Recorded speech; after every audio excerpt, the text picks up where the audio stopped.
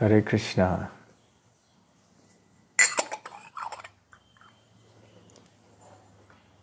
Jaya Radha Madhava Kunja Bihari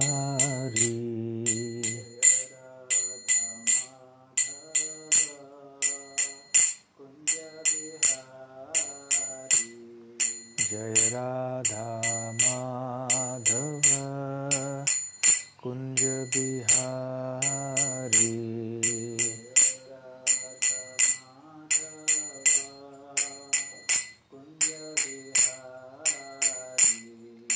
Jaya Gopi Jana Vallabha Girivaradhari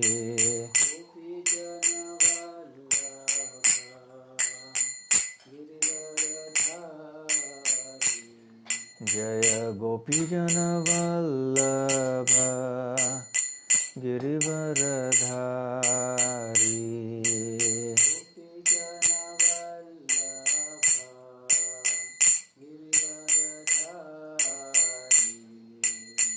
Yashodanandana Brajajana Ranjana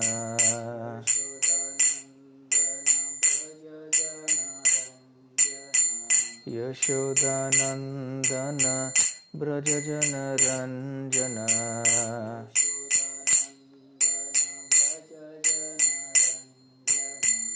Yamuna Tira Vanachari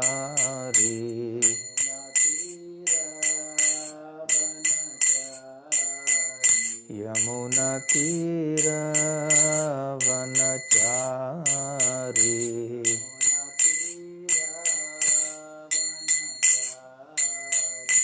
Jaya Radha Madhava Kunja Bihari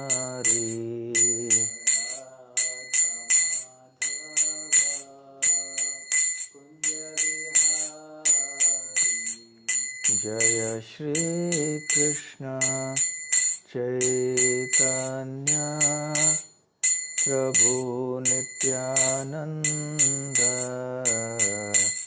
Shri Advaita Gadadhar Shivasadi Gaura Bhakta Vrinda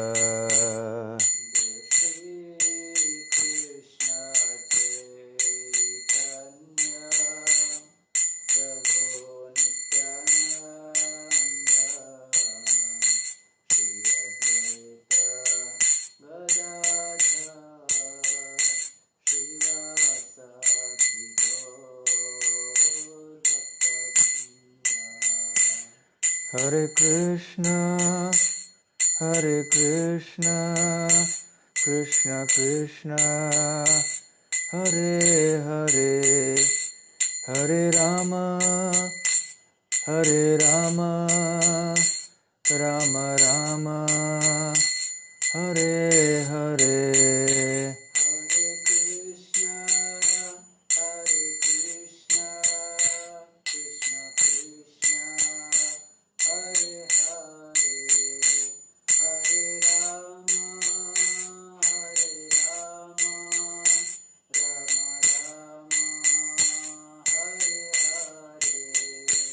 Hare Krishna, Hare Krishna, Krishna Krishna, Hare Hare, Hare Rama, Hare Rama, Rama Rama, Hare Hare.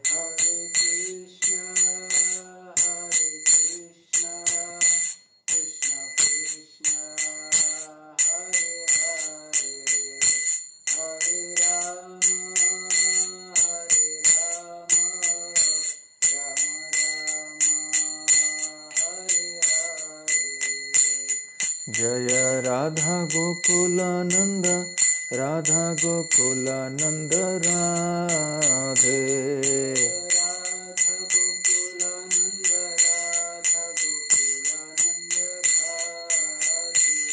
Jaya Radha Gopinatha, Radha Gopinatha, Radhe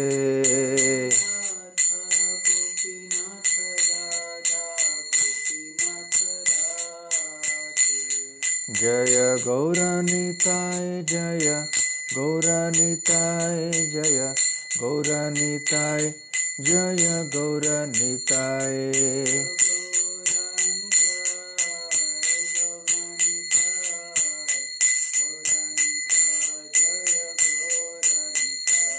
जय जगन्नाथ जय जगन्नाथ जय बलदेवा जय सुभद्रा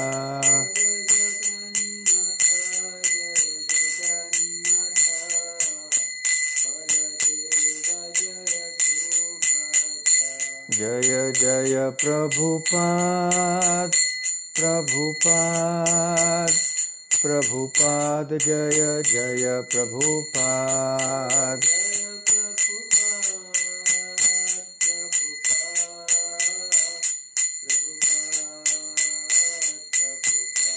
निताय गौर हरि बोल हरि बोल हरि बोल निताय गौर हरि बोल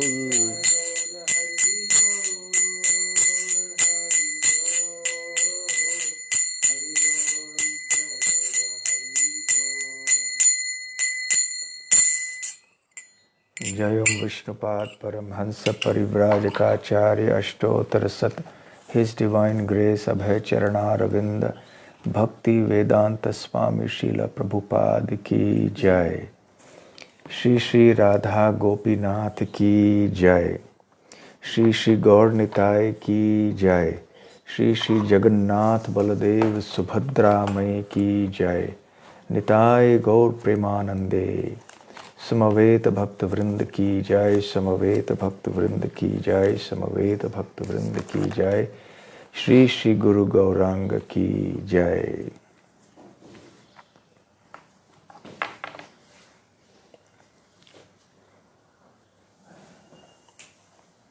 ओम नमो भगवते वासुदेवाय। नमो भगवते वासुदेवाय। ओम नमो भगवते वासुदेवाय। नमो भगवते वासुदेवाय। ओम नमो भगवते वासुदेवाय। नमो भगवते वासुदेवाय। नारायणं नमस्कृत्य नारायणं नमस्कृत्य नरं चैव नरोत्तमं नरं चैव नरोत्तमं देवीं सरस्वतीं व्यासं देवीं सरस्वतीं व्यासं ततो जयमुदीरयेत्। जयामुदीरये। नष्टप्रायेषु भद्रेषु नष्टप्रायेषु भद्रेषु नित्यं भागवत सेवया नित्यं भागवत सेवया भगवत्युत्तमश्लोके भगवति उत्तमश्लोके भक्तिर्भवति नैष्ठिकी। भवति नैष्ठिकी। हरे कृष्णा। हम पढ़ेंगे श्रीमद् भगवद गीता के 7वें अध्याय से श्लोक संख्या 10।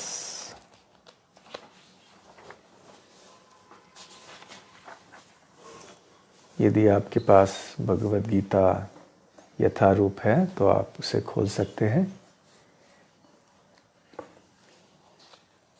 बीजं बीजं मां सर्वभूतानां सर्वभूतानां विद्धि विद्धि पार्थ पार्थ सनातनं सनातनं बुद्धिः बुद्धिः बुद्धिमतां बुद्धिमता अस्मि अस्मि तेजः तेजः तेजस्विनां तेजस्विनाम् अहम् अहम्। बीजं मां सर्वभूतानां बीजं मां सर्वभूतानां विद्धि पार्थ सनातनं विद्धि पार्थ सनातनं बुद्धिर्बुद्धिमतामस्मि बुद्धिर्बुद्धिमतामस्मि तेजस्तेजस्विनामहम् तेजस्तेजस्विनामहम्। बीजं मां सर्वभूतानां बीजं मां सर्वभूतानां विद्धि पार्थ सनातनम् विद्धि पार्थ सनातनम् बुद्धिर्बुद्धिमतामस्मि बुद्धिर्बुद्धिमतामस्मि तेजस्तेजस्विनामहम् तेजस्तेजस्विनामहम् बीजम बीजं बीज बीज माम मां मुझको मुझको सर्वभूतानां सर्वभूतानां समस्त जीवों का समस्त जीवों का विद्धि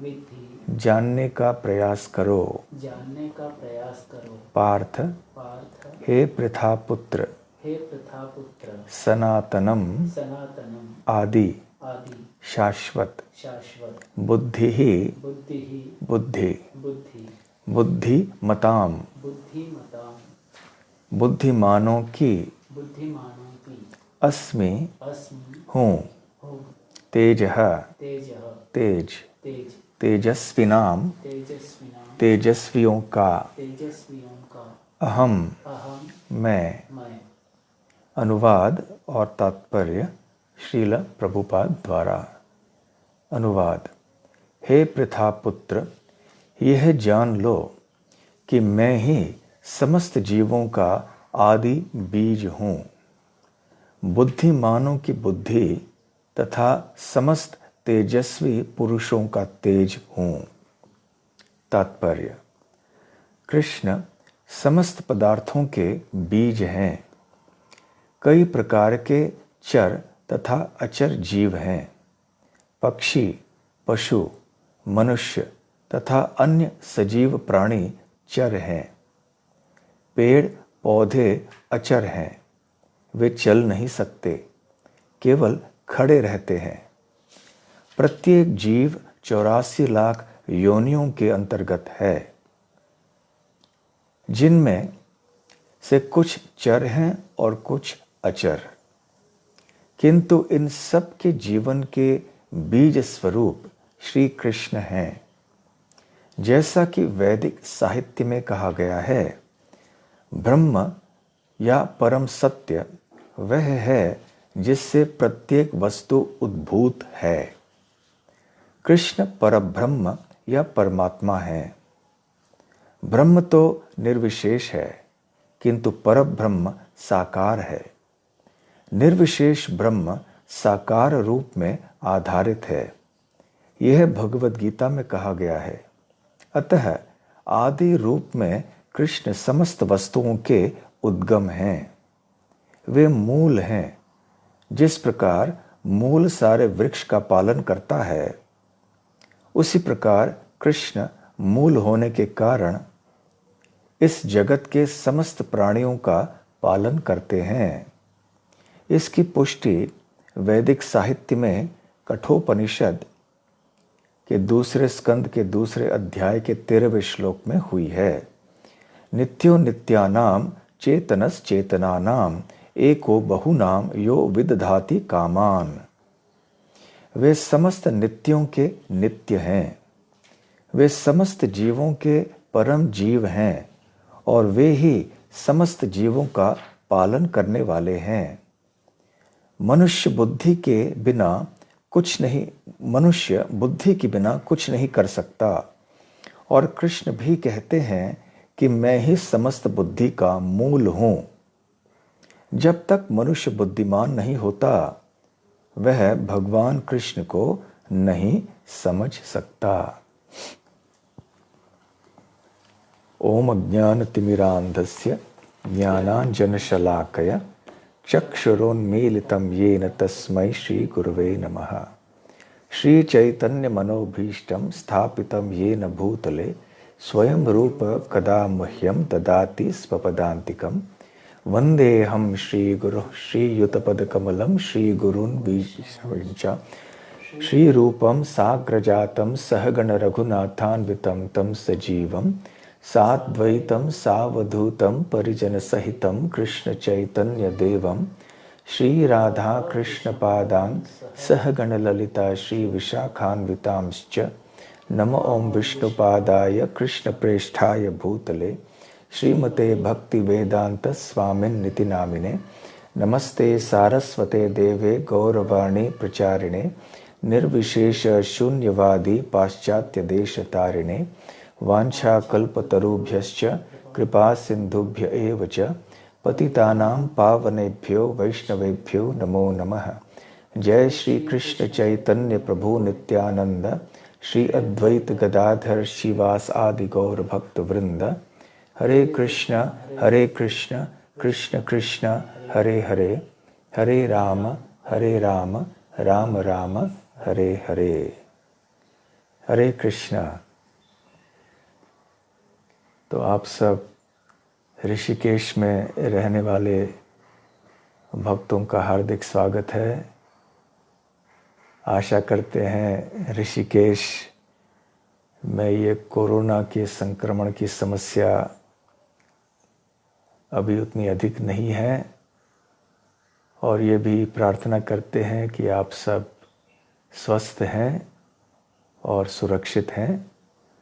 और ये भी आशा करता हूँ कि आप सबकी भक्ति भी सुचारू रूप से आगे चल रही है। वैसे तो आप गंगा के तट पर निवास करते हैं, प्राय प्रतिदिन गंगा का दर्शन करते हैं, गंगा जी के जल का स्पर्श करते हैं, प्रत्यक्ष रूप से और अप्रत्यक्ष रूप से भी। जब पवन गंगा जी के ऊपर से बह के आपके शरीर को स्पर्श करता है तो निश्चित रूप से बहुत ही आनंद का अनुभव आप सबको होता है प्रतिदिन। आप बहुत भाग्यशाली हैं। मुझे याद है कि सन 87 में 87 में मैं वहाँ एक हफ्ते के लिए लगभग रहा था ऋषिकेश के आश्रम में। और हम लोग प्रातः काल में उठ के गंगा में स्नान करने के लिए जाते थे। हमारे सबसे याद करने लायक दिन थे उस समय। और फिर प्रातः काल में गंगा के तट पे बैठकर थोड़ी देर उस समय जप करके फिर आश्रम में लौट के आते थे। तो आप उसी स्थान में रह रहे हैं तो वास्तव में बहुत भाग्यशाली हैं। और साथ साथ अन्य स्थानों से भी आप यदि कोई जुड़े हुए हों इंटरनेट के द्वारा, आप सबका भी हार्दिक स्वागत है। तो आज मैंने एक श्लोक को चुना है चर्चा करने के लिए। 7वें स्कंद भगवद गीता के 7वें अध्याय का 10वां श्लोक। इस अध्याय का शीर्षक है भगवत ज्ञान, परम सत्य का ज्ञान। यहाँ पर श्री कृष्ण कहते हैं, बीजम माम सर्वभूतानां विद्धि पार्थ सनातनम। सर्वभूतानां अर्थात सारे प्राणी जितने भी हैं। और वो कहते हैं कि मैं उनका बीज हूँ। विद्धि, ये जान लेना चाहिए हे पार्थ, ये जान लेना चाहिए पार्थ कि मैं ही समस्त प्राणियों का बीज हूँ। किस तरह का बीज हूँ? सनातन, सदैव मैं बीज रहता हूँ। ऐसा नहीं कि केवल सृष्टि के सृजन के समय मैं बीज बन जाता हूँ। हर समय सदैव मैं उनका बीज हूँ। और सनातन शब्द का तात्पर्य ये भी है कि मैं मूल रूप से समस्त प्राणियों का बीज हूँ। हम सब जानते हैं, जीवन में अनुभव भी करते हैं कि बीज के बिना किसी भी चीज़ की उत्पत्ति नहीं होती, किसी भी व्यक्ति का जन्म नहीं होता, किसी भी प्राणी का जन्म नहीं होता है। अब देखिए, ये 84 लाख योनियां हैं जिनमें चर और अचर प्राणी दोनों ही सम्मिलित हैं। चर वो होते हैं जो चलते फिरते हैं। ऐसे चर प्राणियों में से थोड़े होते हैं जो ज़मीन पे चल रहे होते हैं, जैसे कि पशु हैं और मनुष्य हैं। थोड़े ऐसे हैं जो समुद्र में चरते हैं, तैरते हैं, मछलियां हैं इत्यादि। थोड़े ऐसे हैं जैसे पक्षी हैं जो आसमान में उड़ते हैं, हवा में चलते हैं। और फिर ऐसे अचर प्राणी भी होते हैं जैसे पेड़ पौधे इत्यादि, वो चलते नहीं हैं, एक जगह में ही स्थित होते हैं। तो ये सारे जितने भी प्राणी हैं इस भौतिक सृष्टि में, कुल मिलाकर पद्म पुराण में बताया गया है 84 लाख योनियां हैं। तो इन 84 लाख योनियों के अंतर्गत ये सारे के सारे प्राणी आते हैं, चर अचर सब। और इन सब के बीज, मूल बीज श्री कृष्ण हैं। थोड़े दिन पहले मैं श्रील प्रभुपाद जी का एक संवाद सुन रहा था किसी एक सज्जन से। तो प्रभुपाद उनको समझा रहे थे कि विज्ञान का मतलब है ये ढूंढ निकालना कि बीज, मूल बीज है वो कौन है। विज्ञान के द्वारा वो ज्ञान प्राप्त करना चाहते हैं कि सृष्टि का सृजन कैसे हुआ, कहाँ से हुआ।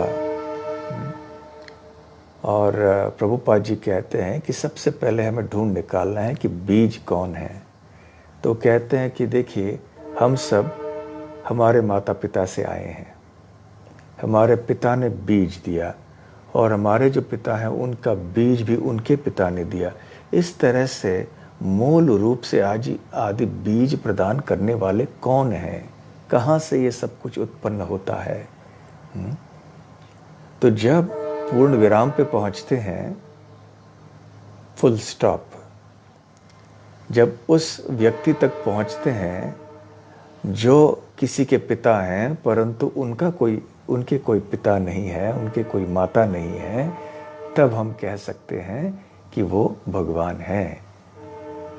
भगवान वो हैं जो सबके पिता हैं परंतु उनके कोई पिता नहीं है। तात्विक रूप से, रस के दृष्टि से भगवान तो माता पिता को स्वीकार करते ही हैं, क्योंकि वो दिव्य प्रेम और रस का आदान प्रदान करने के इच्छुक होते हैं, दिव्य आनंद का स्वाद लेना चाहते हैं, वो दूसरी बात है। परंतु तत्व के दृष्टि से तो भगवान के कोई माता पिता नहीं होते हैं। तो फिर उस सज्जन ने उनसे पूछा कि भगवान के स्रोत कौन है। आप कहते हैं कि भगवान वो हैं जो हर चीज़ के बीज हैं, हर व्यक्ति के, हर प्राणी के बीज हैं, तो फिर भगवान के बीज कौन है। तो प्रभुपाद जी ने कहा कि पहली बात तो ये है कि भगवान का कोई बीज नहीं है। भगवान शब्द की परिभाषा ही ये है कि भगवान ही हर वस्तु के, हर व्यक्ति के उद्गम हैं। और दूसरी बात यह है कि जब आप पूछना चाहते हैं कि भगवान के उद्गम कौन है, तो आपको सर्वप्रथम ये जानना चाहिए कि भगवान हैं कौन। जब भगवान कौन है ये आप समझेंगे, तब आप ये प्रश्न पूछ सकते हैं ना कि इनके उद्गम कौन है। तो इसलिए भगवान को जानना चाहिए सर्वप्रथम। तो इस तरह से प्रभुपाद जी ने यहाँ चर्चा की। और ये भी प्रभुपाद जी ने कहा कि जब श्री कृष्ण कहते हैं कि वो हर प्राणी के बीज हैं, इसका तात्पर्य ये भी है कि हमारे अंदर जितने भी प्रवृत्तियां हैं वो भी सब भगवान से ही उद्भूत होती हैं। जैसे हमारे अंदर क्रोधित होने का स्वभाव है, ये एक वृत्ति है। कभी कभी हम सब क्रोधित हो जाते हैं। हमारे अंदर किसी को प्रेम करने की प्रवृत्ति है, वो भी भगवान के अंदर है। तो इस तरह से जितने भी प्रवृत्तियां हम सब के अंदर हैं, वो इसलिए हैं कि मूल रूप से वो भगवान में विद्यमान होती हैं, अन्यथा हमारे अंदर कैसे आ सकती हैं वो।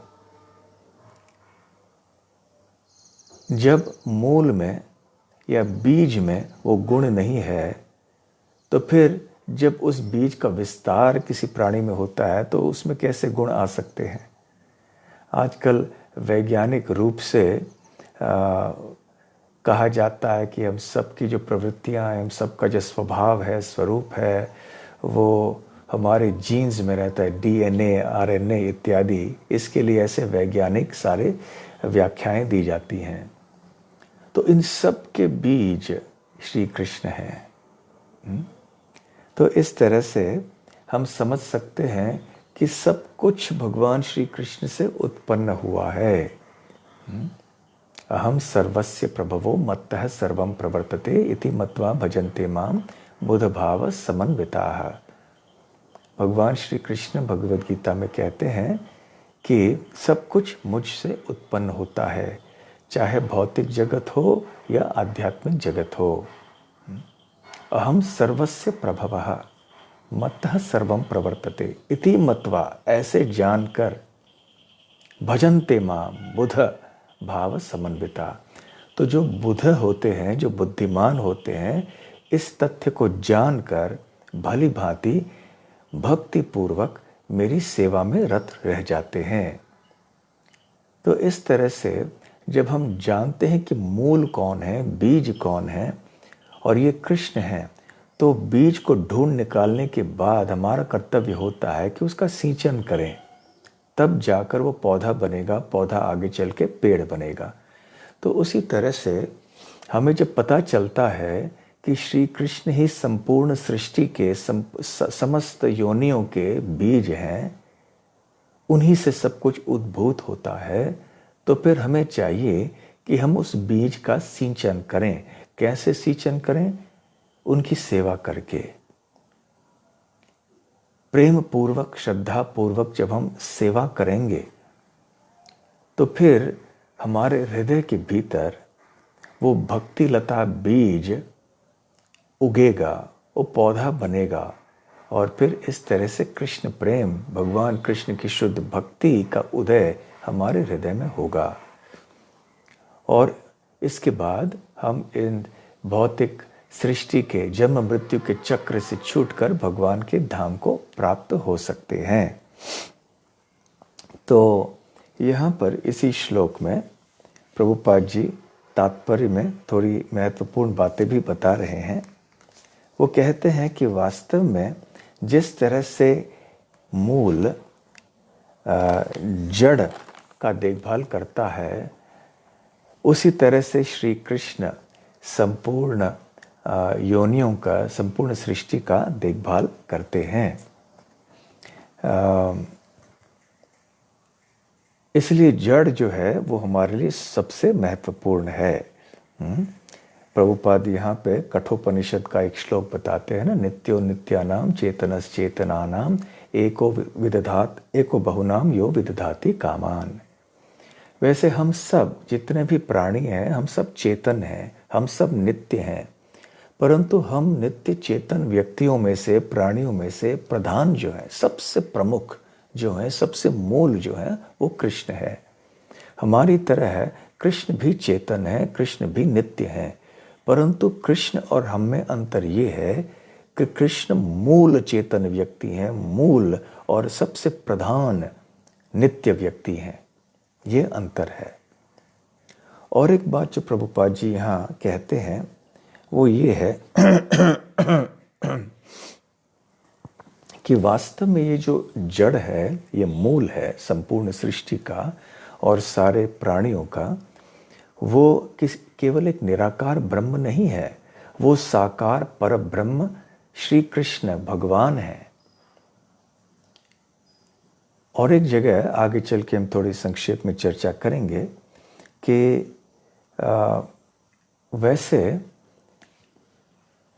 ये संपूर्ण जितने भी योनियां हैं वो भौतिक तत्वों के ऊपर आधारित हैं। दो चीज़ें हैं, क्षेत्र और क्षेत्रज्ञ। 10वें स्कंद में ही भगवान श्री कृष्ण कहते हैं, यह चापि सर्वभूतानां बीजम तद अहम अर्जुन न तद अस्ति विना यत्स्यान् मया भूतम चराचरम। वो कहते हैं, यह चापि सर्वभूतानां बीजम तम अहम अर्जुन, कि यत च अपि सर्वभूतानां बीजम। फिर से उसी बात को दोहराते हैं कि मैं ही समस्त प्राणियों का बीज हूं। और कोई भी प्राणी, चाहे वो चर हो अचर हो, मेरे बिना जी नहीं सकता। किसी भी वस्तु का, किसी भी प्राणी का भगवान के बिना उसका अस्तित्व नहीं हो सकता है। तो इस तरह से भगवान श्री कृष्ण ही हर चीज के मूल हैं। वैसे श्रीधर स्वामी और अन्य हमारे जो आचार्य हैं वो भी बहुत सुंदर बातें बताते हैं। वो ये कहते हैं कि वास्तव में प्रत्येक वस्तु भगवान श्री कृष्ण से जुड़ा हुआ है और इस तरह से जुड़ा हुआ है कि उसको हम अलग नहीं कर सकते। हम जीव के या प्राणी के अस्तित्व को और भगवान के अस्तित्व को अलग नहीं कर सकते हैं, क्योंकि उनमें एक जो संबंध है वो अटूट है। भगवान से सब कुछ उत्पन्न होने के कारण हम ये कह सकते हैं कि भगवान सब कुछ है, परंतु हम ये नहीं कह सकते हैं कि सब कुछ भगवान है। भगवान सब कुछ है इस दृष्टि से कि सब कुछ भगवान से उत्पन्न होता है, सब कुछ भगवान पे निर्भर है। कोई भी वस्तु, कोई भी प्राणी भगवान से स्वतंत्र नहीं है। किसी चीज का अस्तित्व भगवान से अलग नहीं है। दोनों का संबंध इस तरह से सनातन है, अटूट है। इस दृष्टि से हम कह सकते हैं कि भगवान सब कुछ है, परंतु सब कुछ भगवान नहीं है। यदि हम ये नहीं कहेंगे कि सब कुछ भगवान नहीं है और इतना ही कहेंगे कि भगवान सब कुछ है, तो फिर क्या होगा? लोग, जैसे कि आजकल लोगों के मन में, कई लोगों के मन में गलत धारणा होती है कि सब कुछ भगवान है, तो किसी भी चीज़ की उपासना हम कर लें, किसी भी पत्थर को उठा लें और उसकी पूजा करना शुरू कर लें। तो ऐसे हम नहीं मान सकते। किसी भी सड़क पे पड़े रहने वाले पत्थर को उठाकर हम कहें कि ये भगवान है, ये ठीक नहीं होगा। ये भगवान की शक्ति है, भगवान से अभिन्न है इस दृष्टि से कि शक्ति और शक्तिमान में कोई अंतर नहीं होता, परंतु इस पत्थर को हम भगवान मानकर उसकी उपासना नहीं कर सकते। या किसी भी प्राणी को उठाकर हम कह नहीं सकते कि ये भगवान, इसकी पूजा करो। तो इस दृष्टि से ये सावधानी जो है हमें रखनी चाहिए। तो श्रील प्रभुपाद जी इस श्लोक के तात्पर्य में 10वें स्कंद में कहते हैं कि इसलिए तो भगवान सर्वशक्तिमान कहलाते हैं, क्योंकि उनकी शक्ति ही हर एक प्राणी में है, जिस शक्ति के द्वारा वो आगे चल के अन्य प्राणियों को भी उत्पन्न कर सकते हैं। तो ऐसे जो अन्य प्राणियों को उत्पन्न करने की शक्ति है भगवान से आती है। साथ साथ जो बीज हैं भगवान, वो हर प्राणी में आगे चलते रहते हैं अनंत समय तक। आजकल ये वैज्ञानिक रूप से लोग कहते हैं कि जीन्स जो होते हैं, जो अंग्रेजी में जीन्स कहते हैं, जो DNA वगैरह होता है, उसके माध्यम से किसी एक योनि में जो गुण होते हैं वो अलग अलग नस्लों में, अलग अलग पीढ़ियों में वैसे के वैसे चलते रहते हैं। तो इसलिए जो बिल्लियों के संतान जो होते हैं वो बिल्ली ही होते हैं। जब दो कुत्तों के संतान जो होते हैं वो कुत्ते ही होते हैं, वो कोई तीसरे या दूसरे किसी योनि के नहीं होते हैं। ये क्यों है? क्योंकि जब भगवान ने सृष्टि की रचना की और 84 लाख योनियों की रचना उन्होंने की, तो उस समय उन्होंने इस तरह से रचना की 84 लाख योनियों के कि बीज हर एक योनि में प्रदान कर दिया उन्होंने, इस तरह से कि उस योनि के जो गुण हैं वो बहुत विशेष होंगे। और जब संतान की उत्पत्ति उस योनि के जो प्राणी है वो करेंगे, तो उसी प्रकार के प्राणी उत्पन्न होंगे, किसी अन्य प्रकार के प्राणी नहीं होंगे। तो इस तरह से ये ये भी एक इस तरह से भी हम इस बीज शब्द को समझ सकते हैं। तो ऐसे प्रभुपाद जी ये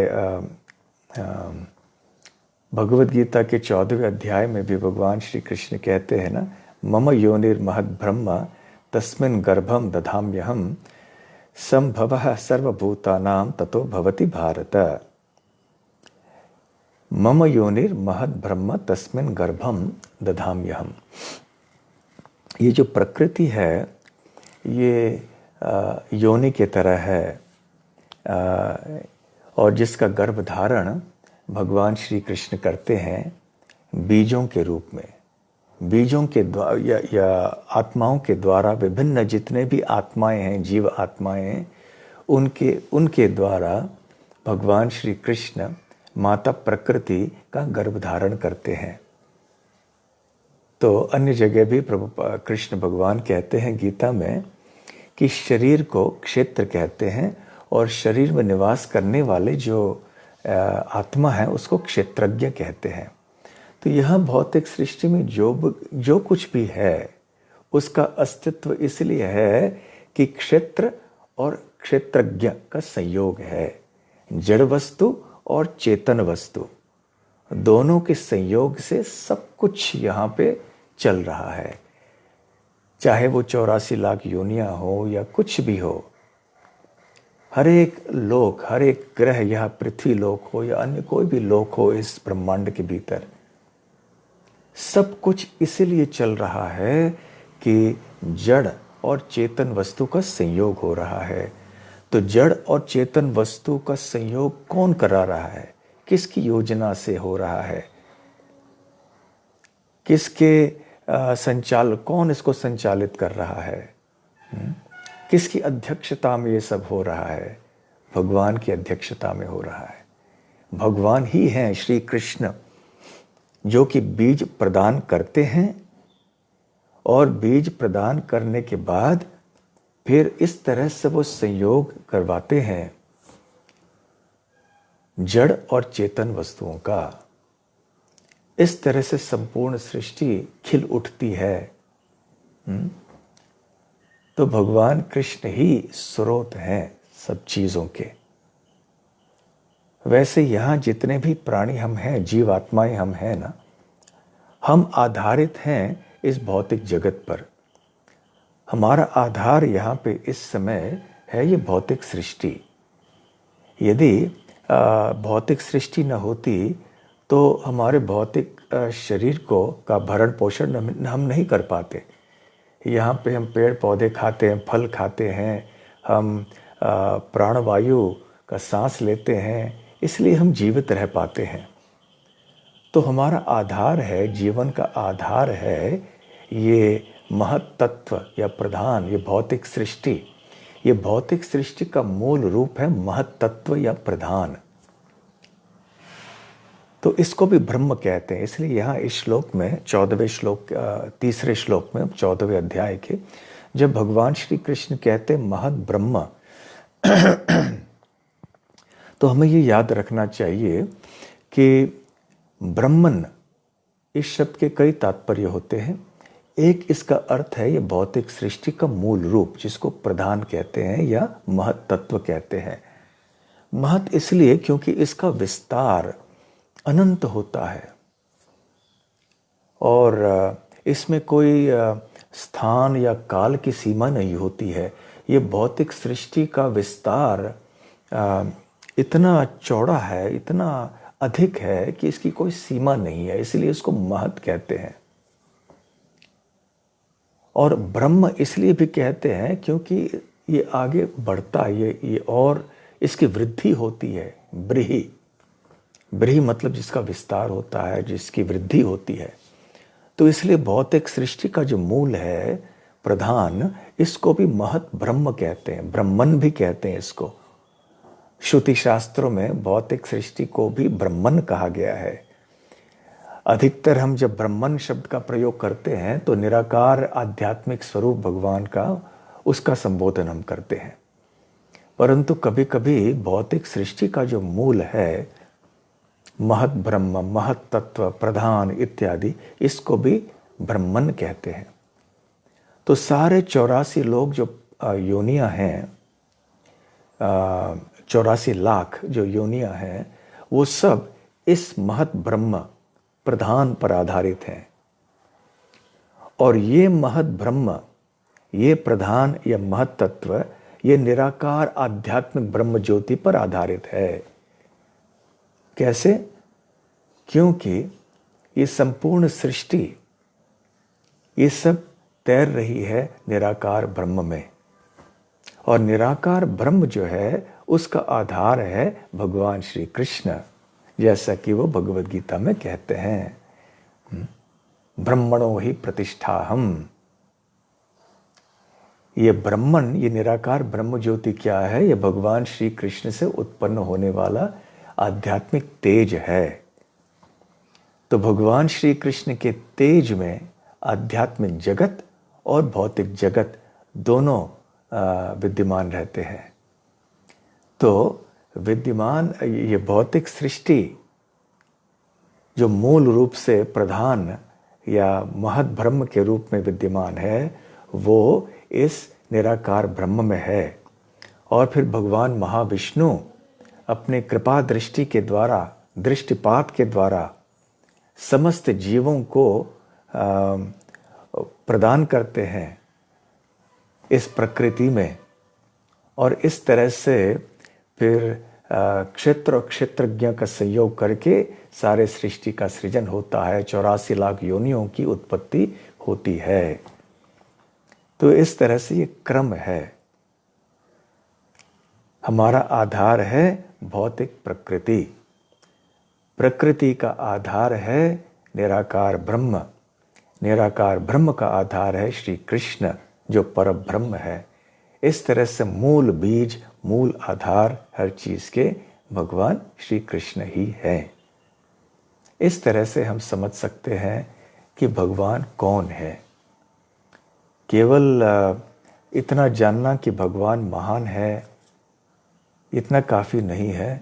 हम ये भी जानना चाहिए कि वास्तव में भगवान श्री कृष्ण का सुंदर रूप है, उनके दिव्य गुण हैं, और उनके प्रति हमारी श्रद्धा, हमारे प्रेम को विकसित करना, यही हमारे जीवन का उद्देश्य है। तो जब भगवान को मूल मानते हैं हम, तो हमें यह भी जानना चाहिए कि वो सब हमारे पिता हैं, परम पिता हैं। सर्वयोनिषु कौन्तेय मूर्तयः संभवन्ति याः तासां ब्रह्म महद् योनिर् अहं बीजः प्रजापिता। हमारे मूल माता, मूल पिता, मूल आधार, मूल बीज भगवान कृष्ण ही हैं। तो इस तरह से ये वास्तविक घर वापसी है कि हम मूल बीज को जान लें। मूल बीज भगवान श्री कृष्ण हैं, इसलिए हमें उनके शरण में जाके उनकी सेवा करनी चाहिए, उनके शुद्ध भक्त बनने का प्रयास करना चाहिए। हरे कृष्ण कृष्ण कृष्ण हरे हरे, हरे राम राम राम हरे हरे। तो आपके यदि कोई प्रश्न है तो आप पूछ सकते हैं।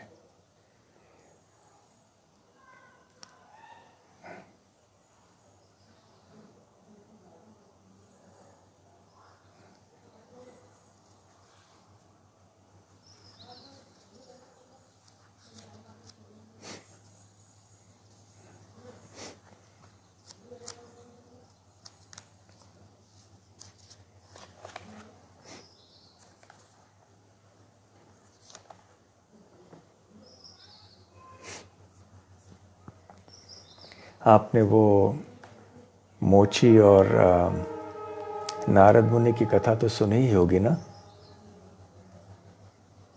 कि एक बार जब नारद जी जा रहे थे वैकुंठ, नारद मुनि तो सब जगह भ्रमण करते हैं ना, भौतिक सृष्टि में भी और भगवान के धाम में भी। तो वो जब जा रहे थे तो एक ऐसे ब्राह्मण से मिले जिनको थोड़ा अपने विद्वत्ता आदि पर घमंड था। तो उनसे मिले तो उन्होंने पूछा कि आप कहाँ जा रहे हो नारद जी? तो नारद जी ने कहा, मैं वैकुंठ जा रहा हूँ भगवान नारायण का दर्शन करने के लिए। तो उस व्यक्ति ने कहा कि अच्छा, तो आप जाएंगे अवश्य, तो मेरा प्रणाम करिएगा मेरी ओर से भगवान नारायण के चरण कमलों में, और उनसे ये प्रश्न पूछिएगा कि मैं वैकुंठ जगत में लौट के कब आऊँगा, जन्म मृत्यु के चक्र से छुटकारा मुझे कब मिलेगा। और तो नारद जी ने कहा ठीक है। उसके पहले जो है वो एक मोची से भी मिले थे। तो मोची बेचारा अपने जूते वगैरह तैयार सिलाई कर रहा था, जूते चप्पल आदि तैयार कर रहा था।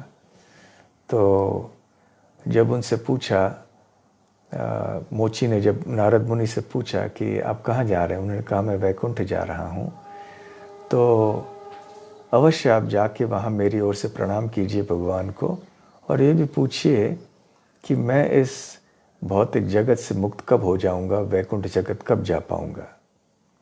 तो नारद जी ने कहा बिल्कुल। नारद जी गए वैकुंठ में, भगवान का दर्शन किया, और लौटने से पहले उनको याद आया कि मोची भी मिले थे और वो ब्राह्मण भी मिले थे। तो उनकी दोनों की ओर से उन्होंने प्रणाम अर्पण किए भगवान को। और फिर उनको ये भी याद आया कि उन्होंने प्रश्न किया था। ये प्रश्न ये था कि कब वो वैकुंठ जगत लौट के जाएंगे। तो भगवान ने उत्तर दिया कि जो ब्राह्मण है उसे मेरे धाम में आने के लिए, जन्म मृत्यु से छुटकारा पाने के लिए हजारों जन्म लग जाएंगे, परंतु ये जो मोची है ये इसी जन्म के अंतर, इसी जन्म के बाद में जन्म मृत्यु के चक्र से छुटकारा पाकर मेरे धाम को प्राप्त होगा। तो नारद जी ने कहा ठीक है।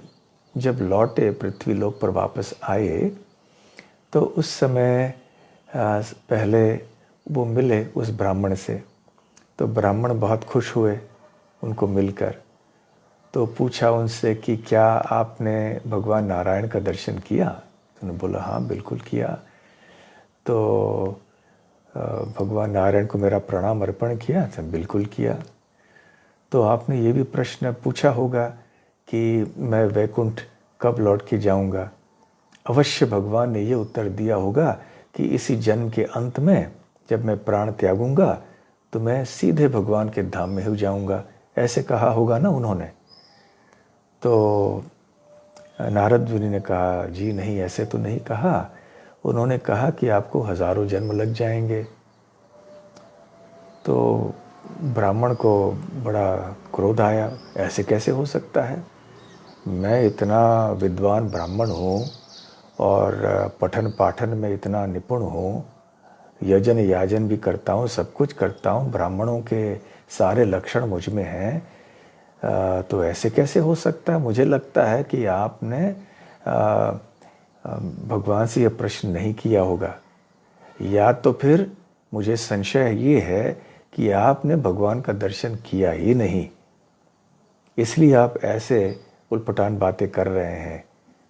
ऐसे कैसे संभव होगा कि इतना विद्वान ब्राह्मण होने के बाद भी मैं भगवान के धाम को प्राप्त नहीं हो पाऊंगा?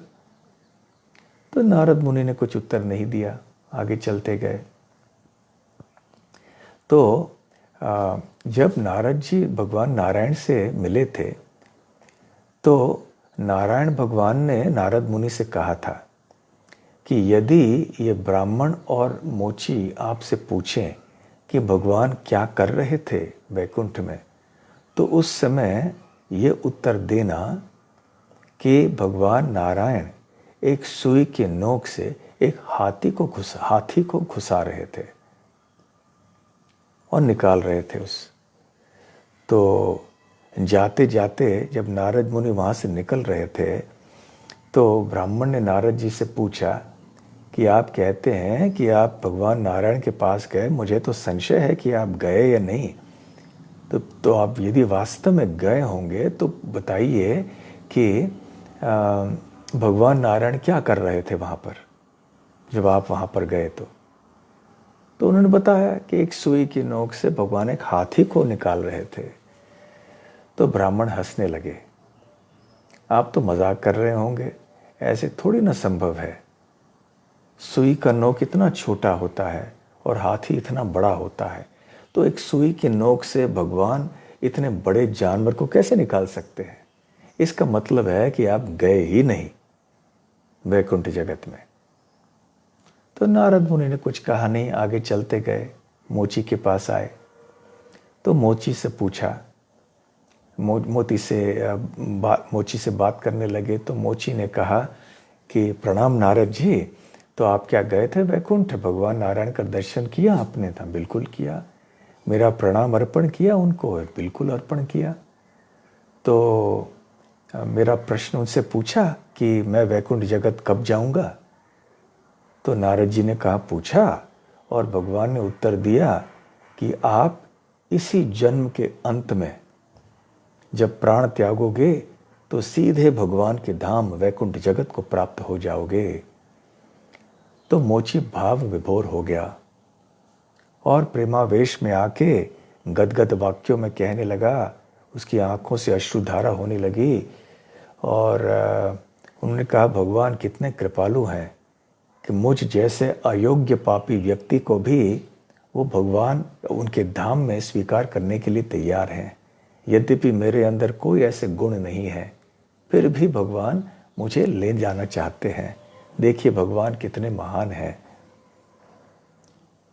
और फिर भी चलो बताओ ये कि जब आप भगवान के धाम में गए थे तो क्या कर रहे थे भगवान वहाँ पर? तो नारद जी इस प्रश्न के लिए तैयार थे। तो उन्होंने कहा, भगवान एक सुई के नोक से एक हाथी को निकाल रहे थे। तो तुरंत आनंद के द्वारा उछल पड़े ब्राह्मण और नृत्य करने लगे जोर जोर से। देखो मेरे भगवान नारायण कितने महान हैं, कितने महान हैं। तो नारद जी ने उनकी परीक्षा की। उन्होंने पूछा कि आप ये विश्वास करते हैं कि भगवान ऐसे कर रहे थे? क्या ये संभव है कि एक छोटे से सुई के नोक से इतना बड़ा हाथी निकल पाए?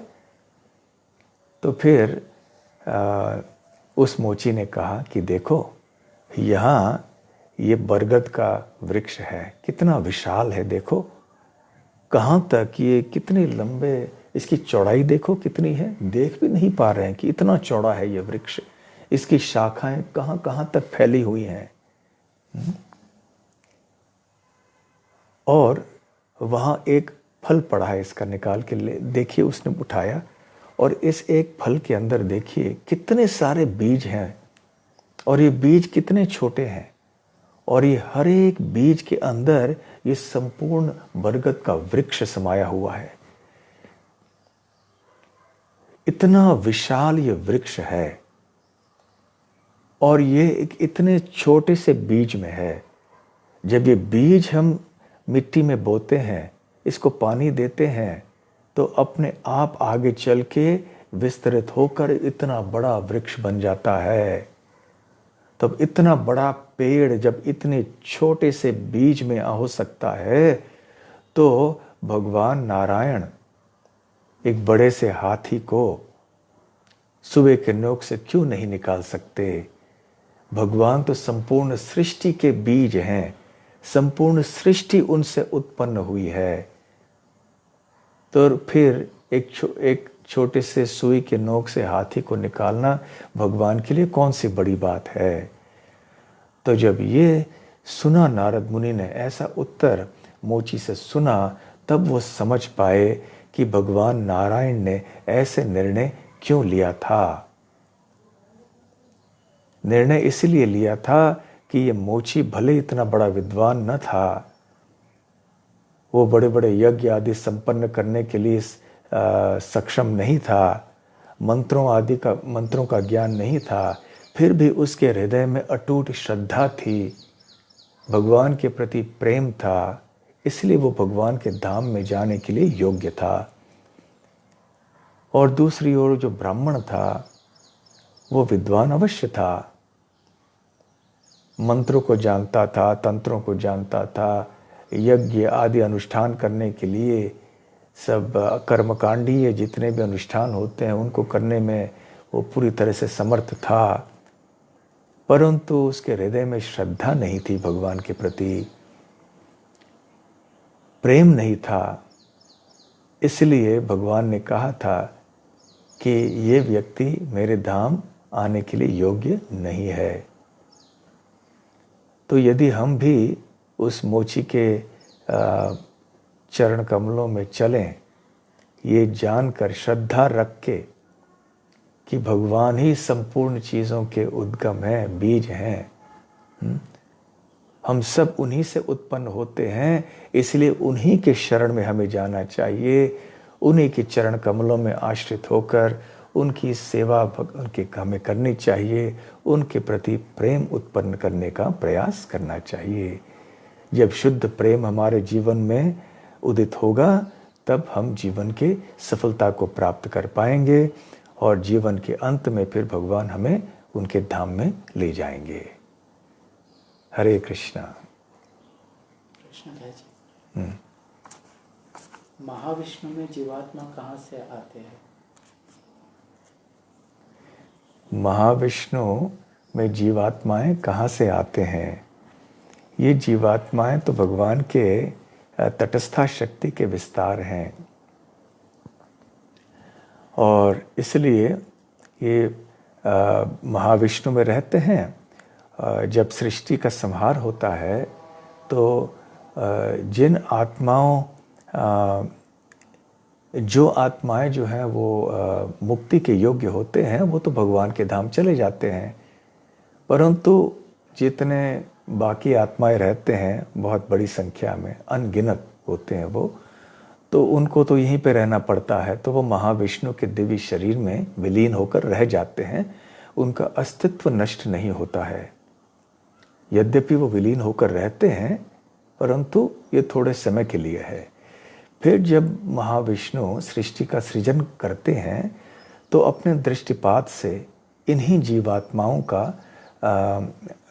जीवात्माओं को माता प्रकृति में प्रदान करते हैं और इस तरह से माता प्रकृति का गर्भधारण होता है। प्रश्न महाविष्णु के अंदर महाविष्णु भी उनके अंदर जो जीवात्मा वो पूछ रही है, महाविष्णु क्या है? भगवान महाविष्णु तो भगवान के विस्तार है ना, कला है। भगवान के विस्तार के विस्तार के विस्तार, ऐसे इनको कला कहते हैं। तो इनसे ये सारे भगवान कृष्ण, ये जीव कौन है? जीवात्माएं भगवान श्री कृष्ण के तटस्था शक्ति से उत्पन्न हुए हैं और भगवान महाविष्णु से उत्पन्न होते हैं। यहाँ जो भी जीव सृष्टि में रहते हैं तटस्था शक्ति से उत्पन्न, ये इनका सनातन है। तो हम ये नहीं पूछ सकते कि कब हुआ, कैसे हुआ। जिस तरह से भगवान महाविष्णु, भगवान कृष्ण, आध्यात्मिक जगत सनातन है, उसी तरह से आत्मा भी सनातन है। तो ऐसे जिस तरह से काल का अनुभव इस भौतिक सृष्टि में हमारा है, इस काल की समझ हम आध्यात्मिक क्षेत्र में नहीं कर सकते, हम उसको लागू नहीं कर सकते, क्योंकि वहाँ पे आत्मा का भी अस्तित्व अनादि काल से है। तुम ऐसे नहीं कह सकते कि जीव आत्मा की उत्पत्ति कहाँ से हुई। जीव आत्मा का अस्तित्व भी अनादि काल से है। ठीक है महाराज, can Narad Muni go to Golok beyond material world and can others yogis like Durvasa cross material world to Vaikuntha? अच्छा, तो प्रश्न यहाँ पर ये है कि क्या नारद जी वैकुंठ से गोलोक जा सकते हैं? पहला प्रश्न है। अवश्य जा सकते हैं।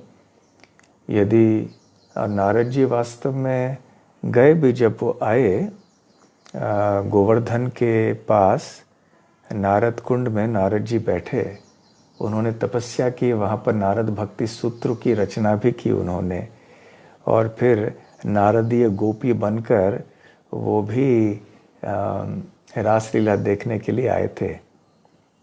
और तो यहाँ गोलोक वृंदावन, यहाँ के वृंदावन में और आध्यात्मिक जगत के गोलोक वृंदावन में कोई अंतर नहीं है ना। तो नारद जी अवश्य प्रवेश कर सकते हैं यदि वो चाहे तो। और जहाँ तक दुर्वासा मुनि आदि की बात है, यदि वो भगवान के भक्त बन जाएं, नारद मुनि जैसे महान भक्तों की कृपा प्राप्त कर लें, तो वो भी अवश्य वैकुंठ जगत को प्राप्त हो सकते हैं। कोई भी व्यक्ति क्यों न हो, यदि ऐसे व्यक्ति को भगवान की शुद्ध भक्तों का संग और उनकी कृपा प्राप्त हो जाए, तो फिर वो भी शुद्ध भक्त बन के भगवान के धाम को प्राप्त हो सकते हैं। महाराज, अगर हम भगवान श्री कृष्ण के अंश है तो सारे दुर्गुण जो बैड क्वालिटीज वो भी भगवान कृष्ण से ही हमारे अंदर आते हैं। तो प्रश्न ये है कि हमारे अंदर जितने भी प्रवृत्तियां हैं, गुण हैं, वो मूल रूप से भगवान में हैं। तो जितने भी हमारे अंदर दुर्गुण हैं वो भी भगवान के अंदर होने चाहिए, ऐसा प्रश्न है। तो नहीं, जिस तरह से इसके लिए श्रील प्रभुपाद जी ने उदाहरण दिया, एक दृष्टांत या उपमा दी थी। सूरज के सामने अंधकार नहीं हो सकता।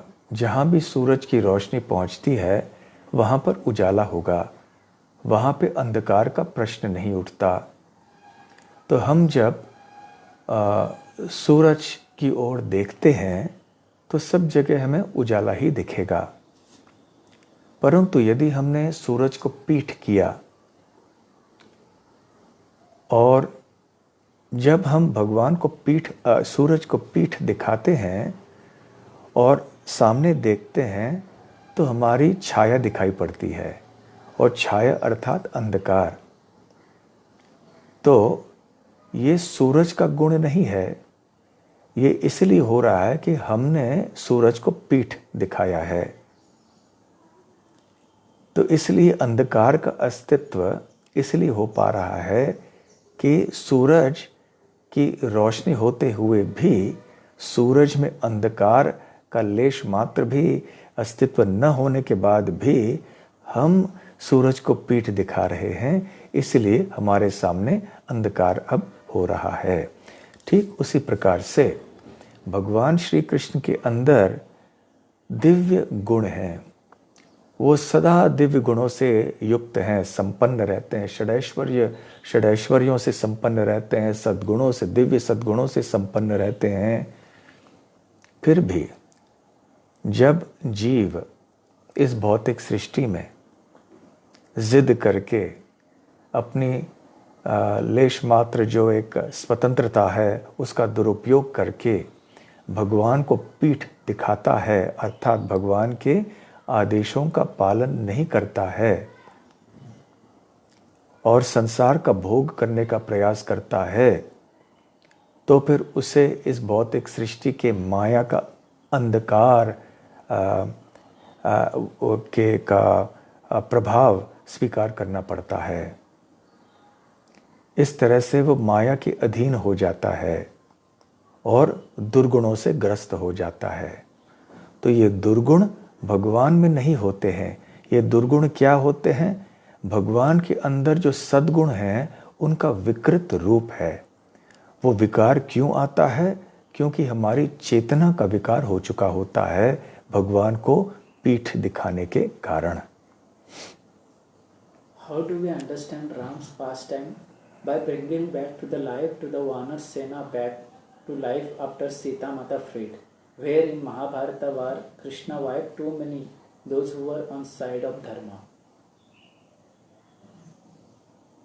तो प्रश्न ये है कि हम ये कैसे समझ सकते हैं कि रामायण में श्री कृष्ण ने वानर सेना को पुनर्जीवित कर दिया, ये प्रश्न है ना।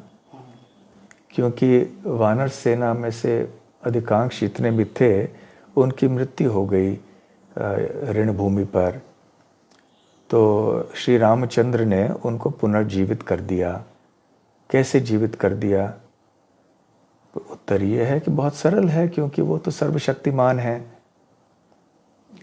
महाभारत में जो धर्म के साइड में थे उनका भी देहांत, उनको भी वाइप्ड आउट किया कृष्ण ने।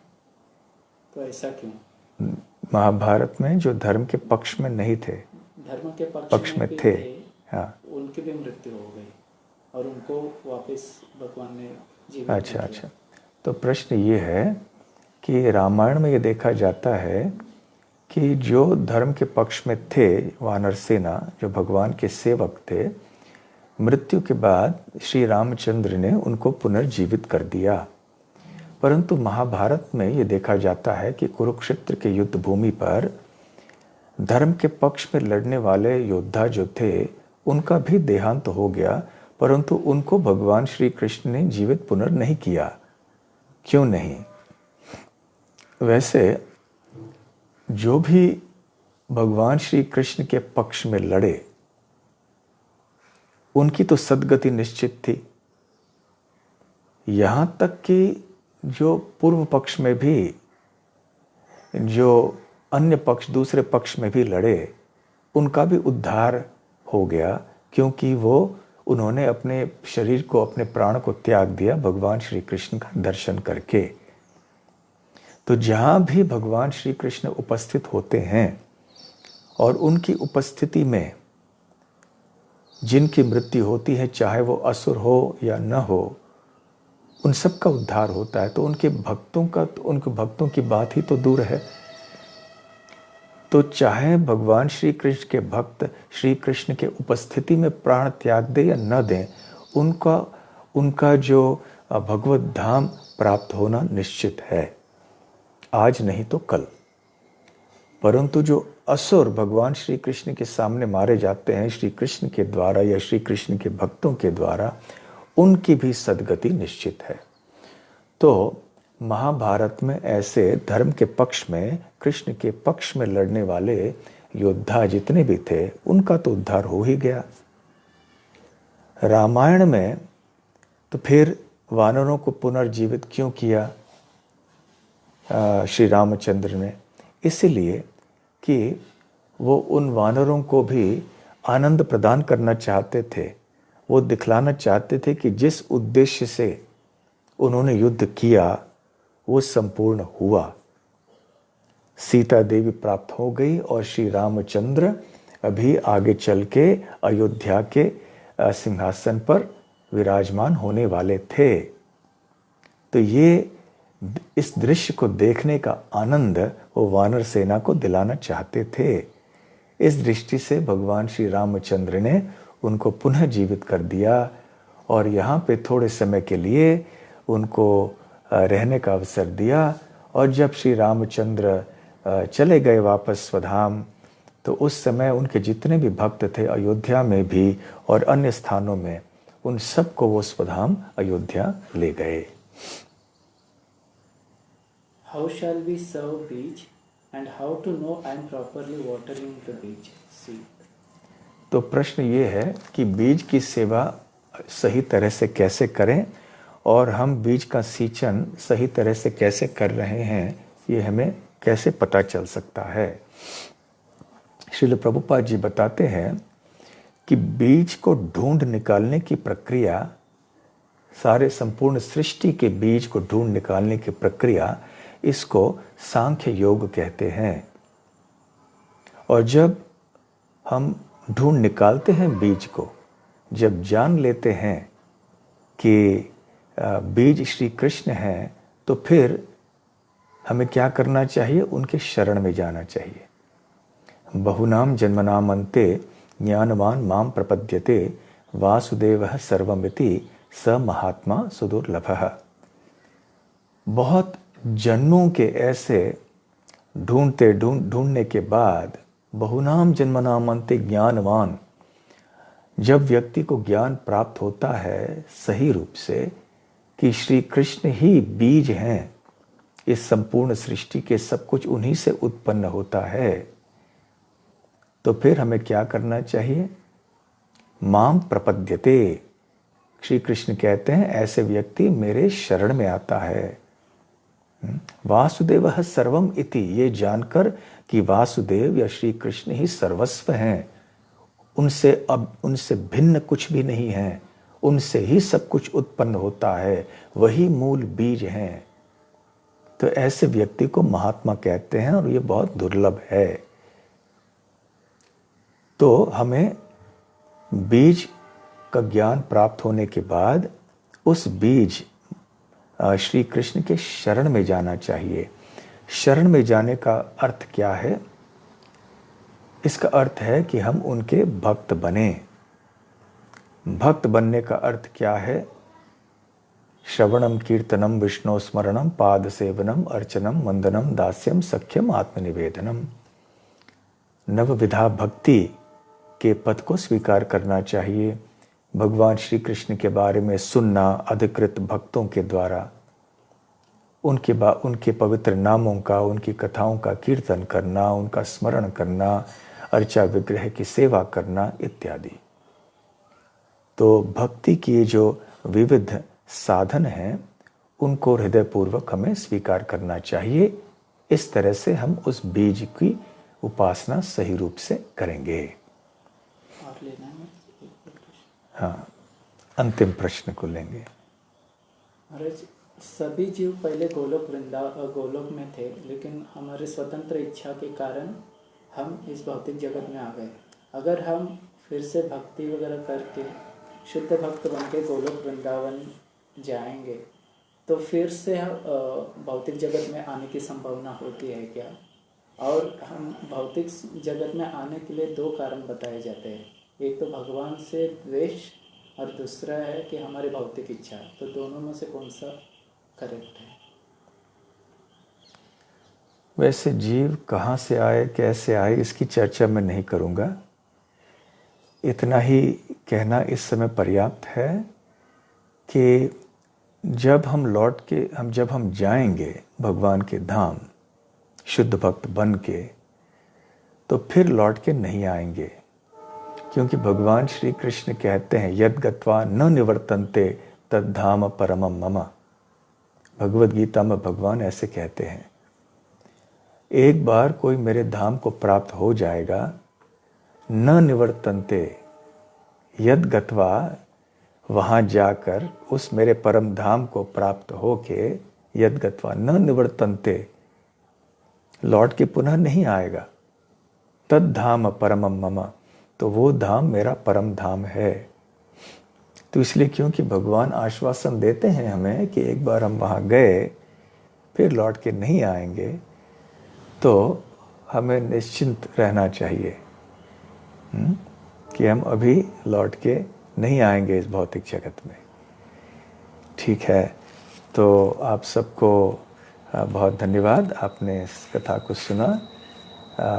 हरे कृष्ण प्रभु ने मुझे कल रात पूछा था कि क्या मैं आप सबके बीच में आ सकता हूं, तो बड़े प्रसन्नता से मैंने स्वीकार किया, क्योंकि ऋषिकेश से संबंधित मेरे बहुत पुराने विचार हैं और यादें हैं। तो आशा करते हैं कि आप वहाँ पर अच्छी तरह से ऋषिकेश में गंगा मैया के शरण में रह के अच्छी तरह से आप भक्ति करते रहेंगे, और वहाँ जितने भी पास में रहने वाले भी लोग हैं उन सबको भी भक्ति के रास्ते में लाएंगे। धन्यवाद। श्रील प्रभुपाद की जय। गौर प्रेमानंदे। हरि हरि बोल। हरे कृष्णा।